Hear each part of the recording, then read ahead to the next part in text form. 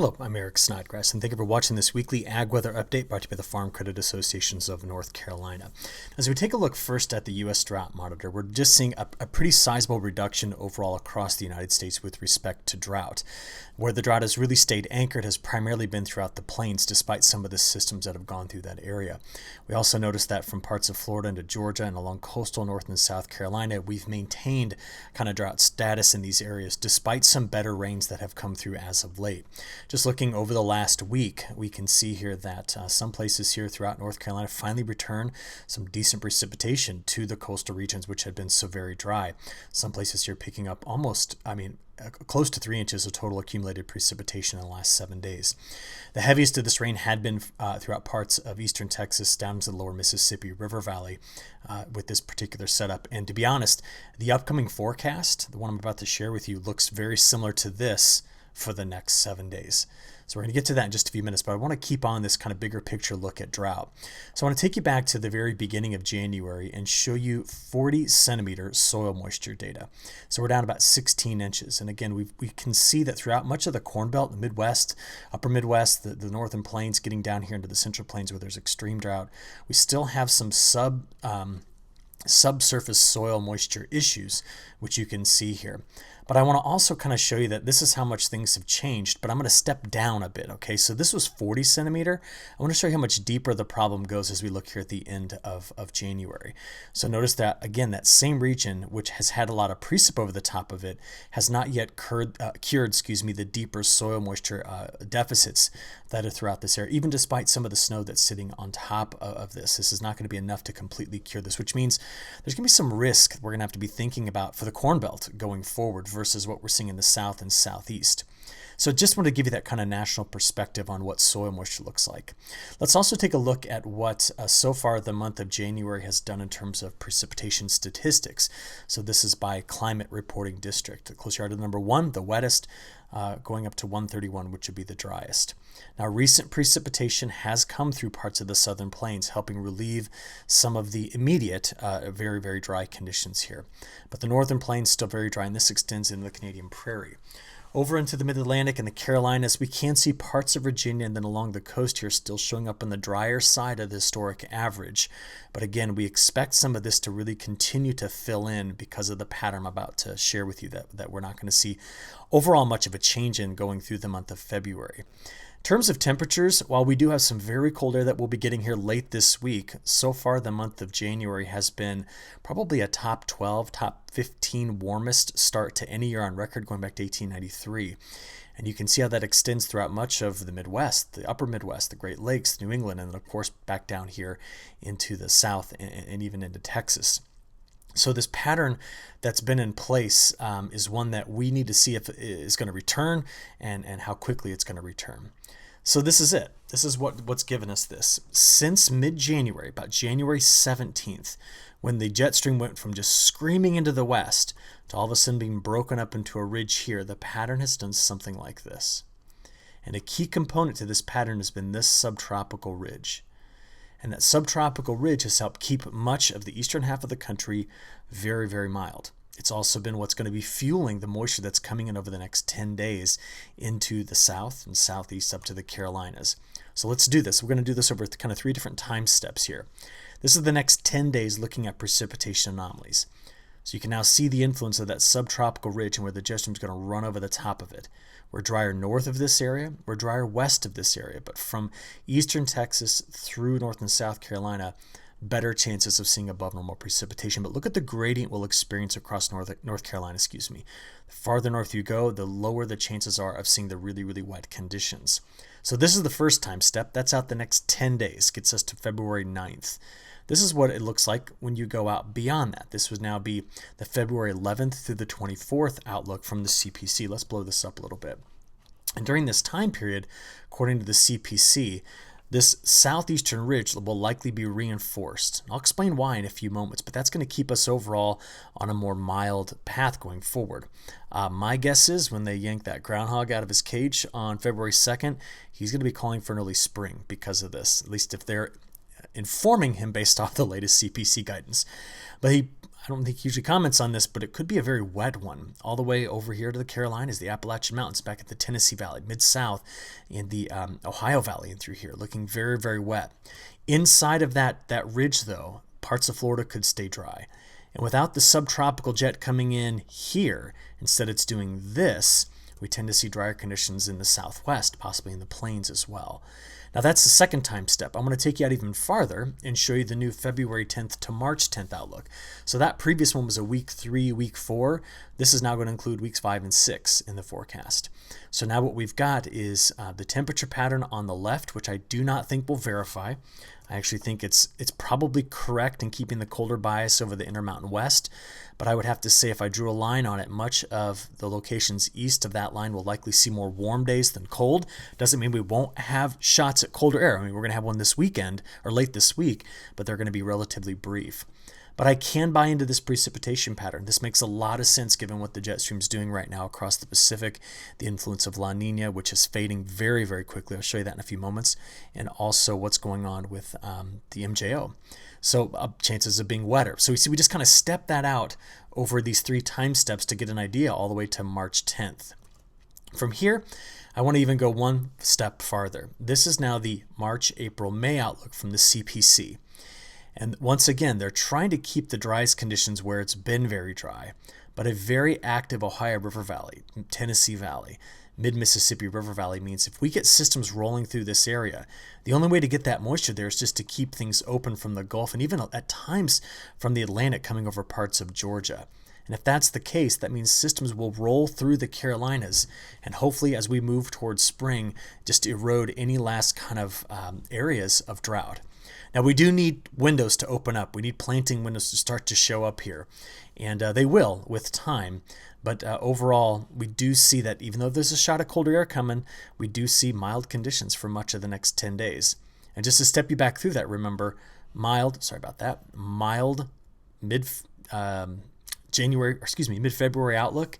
And as I said, even the European weeklies, I think, are just too cold compared to normal here over the Carolinas. I think we're going to see more mild days than otherwise. So let that inform what I'm going to share with you again at the end of this video, okay? So from here, let's go take a look at the latest all hazards weather map. The action is definitely to our west. While we do have a few areas in South Carolina where there's some river flooding, there's a winter storm coming out in this area that is got potential for ice in Texas all the way through the Mid-South, and there's some really cold air with wind chill warnings behind this that won't get to us until we get to the end of this week. So that cold air, just to kind of give you a sense of it, we're talking early this morning, -18 to -20 in parts of the plains. We've seen temperatures as far south as Amarillo in the single digits. But notice the protective warmth of that southeastern ridge just sitting over this area. It's incredible to think about a 40-degree swing in temperatures just across a very small area here along the Ohio River. Well, this is what we're expecting from the high-res NAM. I'm going to start this off at 11 o'clock this morning. So some of the rain we did see early this morning on Monday is out. As I play this forward, that pink that you see there is ice.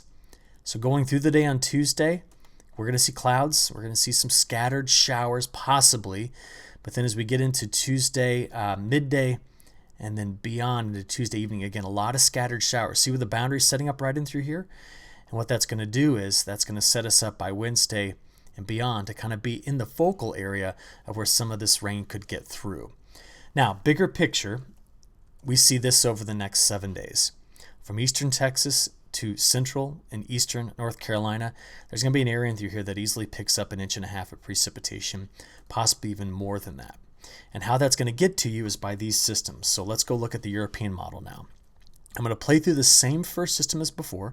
So that's the rain that's moving out this morning.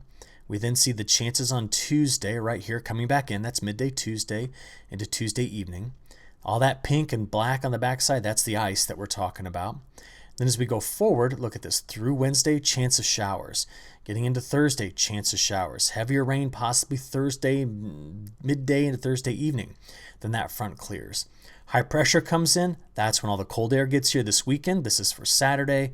We tend to stay drier during that cold air. And then watch, by Sunday into Monday, a system's going to run up the East Coast. But we're going to watch again into next week, another system pulling on that Gulf moisture by midweek, delivering more rain to this area. So you see, that's going to be our setup. There's breaks in this precip, as you saw, but it is certainly coming back by the time we get into the middle of next week. So let's go ahead and add it all up. We're going to see here, there's the rain that left this morning. So that's what already fell. And then as we play this through Tuesday, here's the increased chances of rain right there on Tuesday into early Wednesday. And then we have the chances for scattered showers on Thursday, getting into Friday. So you add up everything, including what just left us this morning. We do see a lot of areas in here in that 1 to maybe 2 inch range. Farther north you go, the lower the precipitation amounts. That's through Friday. Now the weekend, remember, clears out with all the colder air, and the system early next week, it's out here over the open Atlantic. See it adding up there Monday, Tuesday. But then we know there's another system next Wednesday that could come through and deliver a little bit more precipitation.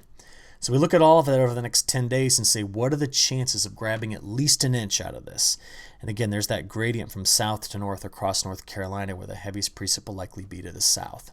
And if we can flip this up, here's the chances of getting 2 inches. So the greatest probability would be toward our southern border here of getting at least 2 inches of total precipitation out of this. Okay, on the temperature side of it, watch the changes. There's Monday's highs, upper 50s here. Going into Tuesday, still under the protection of the ridge. Into Wednesday, first round of some cooler air does come in, a lot of cloud cover there. Getting into Thursday and Friday, but watch the end of the week. Here's going into Saturday. We're going to possibly see a frost freeze event that's going to come through North Carolina in the overnight low temperatures, but it's out Sunday. And watch how the temperatures change beyond that. Ready? This is a 5-day sliding window. So here's the colder air coming in late this week. Watch to the west. Mild air breaks back through. Southeast ridge regains position.